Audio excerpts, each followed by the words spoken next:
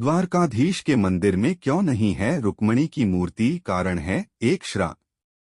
द्वारकाधीश श्री कृष्ण को हम जब भी याद करते हैं तो हमारे मुंह से राधे कृष्ण ही निकलता है। कृष्ण के साथ राधा का नाम ऐसे जुड़ा हुआ है मानो ये दोनों नाम कभी अलग थे ही नहीं। लेकिन सत्य तो ये भी है कि राधा और कृष्ण कभी एक नहीं हो सके। ये और बात है कि कुछ किंवदंतियों के अनुसार दोनों की शादी हुई थी, लेकिन ज्यादातर कथाओं के अनुसार इन दोनों का प्रेम कभी पूरा नहीं हो सका था। द्वारकाधीश कृष्ण का विवाह रुक्मिणी से हुआ था। इसके अलावा भी उनकी कई रानियां और पटरानियां थीं। कृष्ण और रुक्मिणी का रिश्ता भी आदर्श माना जाता है। लेकिन क्या आप जानते हैं, द्वारकाधीश के मंदिर में उनकी प्रिय रानी रुक्मिणी की एक भी मूर्ति नहीं है।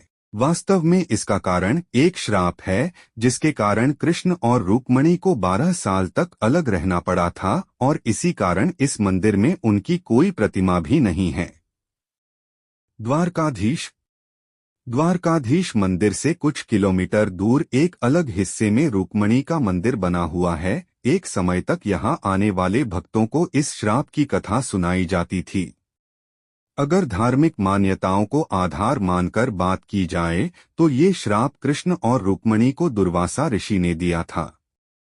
विवाह के बाद रुक्मिणी और कृष्ण दुर्वासा ऋषि के आश्रम पहुंचे और वहां जाकर उन्होंने दुर्वासा ऋषि को उनके साथ महल चलकर भोजन करने का निमंत्रण दिया। दुर्वासा ऋषि ने ये निमंत्रण स्वीकारा तो लेकिन उसके लिए एक विचित्र सी शर्त रखी। उन्होंने कहा कि वो उनके रथ में महल नहीं जाएंगे, वो केवल इसी शर्त पर उनके साथ चलेंगे अगर वो उनके लिए अलग से एक रथ का इंतजाम करेंगे। कृष्ण ने ये शर्त मान तो ली, लेकिन दोनों ये इस बात से परेशान थे कि वो इस शर्त को पूरा कैसे करेंगे, क्योंकि उनके पास उस समय एक ही रथ था जिससे वो स्वयं वहां आए थे। इसलिए उन्होंने घोड़ों को उस रथ से अलग कर दिया और दोनों खुद रथ में जुट गए।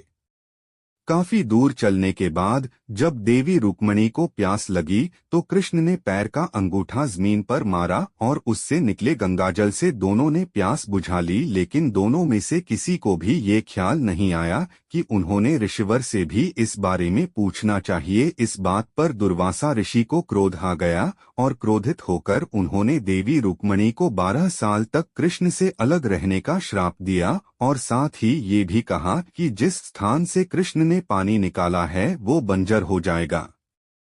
इस श्राप से मुक्त होने के लिए देवी रुक्मिणी ने भगवान विष्णु की तपस्या की और फिर उनकी तपस्या से प्रसन्न होकर भगवान विष्णु ने उन्हें इस श्राप से मुक्ति दी। दुर्वासा ऋषि के श्राप के कारण इस मंदिर में आज भी जल का दान किया जाता है। धार्मिक मान्यताओं के अनुसार ऐसा करने से पितरों को जल की प्राप्ति होती है। जय श्री कृष्ण।